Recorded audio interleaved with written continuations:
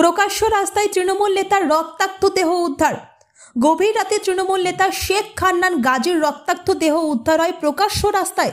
ব্যারাকপুর পৌরসভার অন্তর্গত কালিয়া নিবাস এলাকায় আদর্শ প্রাথমিক বিদ্যালয়ের পাশ থেকে রাস্তার মাঝে জখম অবস্থায় পড়েছিলেন তিনি।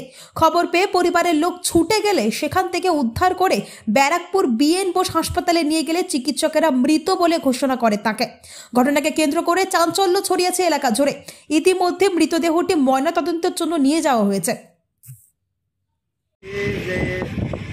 ভোরবেলা আমাকে একজন ফোন করে বললো এরকম হান্নানদা নামে একটা লোক কলকাতাতে বাস করে, উনি গরিবের খুব বন্ধু ছিল, গরিবের তো আমাদের অন্তত সবার হঠাৎ আমি সেই কারণে আমি দেখতে জায়গাটা মারা গেছে, তাই একটু দেখার জন্য। মানে আপনি আপনার সাথে কি চেনা পরিচিত ছিল? হ্যাঁ, পরিচিত ছিল। স্বভাব ওনার কেমন ছিল? আমি জানি যে ওনার স্বভাব ভালো ছিল। মানে ওনার কি কখনো শুনেছেন যে শত্রু বা উনি ঝামেলায় মানে কারো বিপদ শুনছে ঝাঁপিয়ে পড়তেন?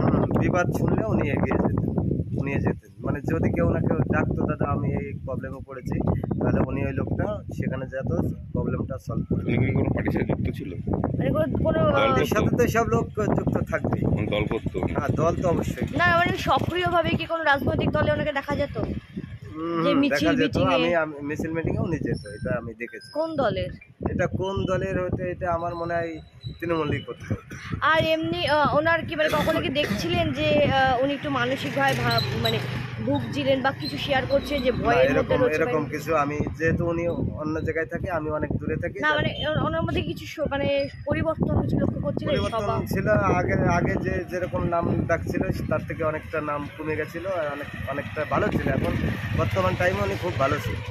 মানে উনি তো কাজবাজ একই করতেন, কিন্তু সেই সুনামটা কম ছিল। হ্যাঁ, আস্তে আস্তে কম ছিল, কারণ উনি আস্তে আস্তে পরিবর্তন হচ্ছিল, ভালো হচ্ছে। এমনি মানে কি কাজ করতেন, পেশা কি ছিল না? পেশা তো ওনার কি কাজ করতে, এই পেশার বিষয়ে আমি ভালো জানি, তবে আমি সবসময় জানতাম যে লোকের না মানে এমনি কি উনি কোনো দোকান ছিলেন না, ব্যবসা বা কোথাও কাজ করতেন কিনা এগুলো? না, এটা বিষয়ে আমি ভালো জানি।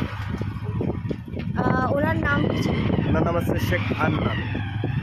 আপনার নাম? আমার নাম শেখ মাসুদ। আপনি ওনার এমনি পরিচিত না? পরিচিত, কারণ ওই পাড়াতে আমার শ্বশুর বাড়ি, আমি ওখানে যাই। আমার বাড়ি ওনার কোন পাড়ায়? ওনার পাড়ায় বাড়ি আছে ধর্মপল্লী, ওটাকে ধর্মপল্লী বলা হয়, এই রেল লাইনের মানে গেটেরই পাশে। মানে কি হয়েছিল?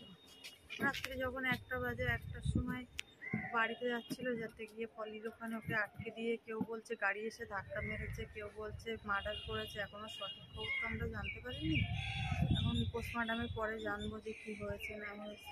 কালকে রাতে কোথায় গেছিল? মানে কালকে রাত্রে এখানেই ছিল, এখান থেকেই বাড়ি 12:30টায় বেরিয়েছে, 12:30টায় ওখানে পৌঁছাতে যতটুকু টাইম লেগেছে 15 মিনিট হয়তো লেগেছে। কালিনিবাসের বাড়িতে? হ্যাঁ, বাড়ি।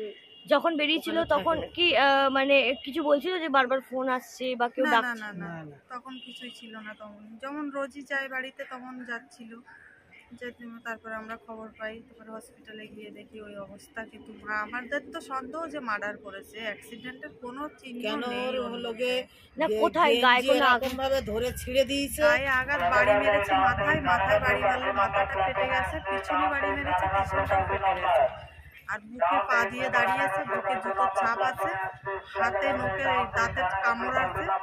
আমরা এইগুলোই দেখেছি। কারা করতে পারে বলে মনে হচ্ছে আপনার? আমাদের এখনো সেইভাবে সন্দেহ আমরা কারোর উপর করতে পারিনি, রিপোর্ট আমরা পাই। উনি কি কিছু মানে কদিন ধরে বলছিলেন যে কেউ ওনাকে হুমকি দিচ্ছে বা কেউ ওনাকে বিরক্ত করছে? তেমন কিছুই জানাই। মানে উনি কি খুব চাপা স্বভাবের ছিলেন, শেয়ার করতেন না? একটু চাপা ছিলেন উনি, সব কথা জানাতেন। এখন ওনার বউ কি বলে, সে বউ এখন কি চাইছেন? এখন চাইছি যে মার্ডার করেছে সে ধরা পড়ুক, ওখানে শাস্তি পাক। ও নির্দোষ ছিল, এটা আমরা ভালো করেই একটু জানি। খোঁজ নিয়ে আপনার নাম? আর জিনা। আপনি কি হন ওনার? ওনার আমি বৌদি হই।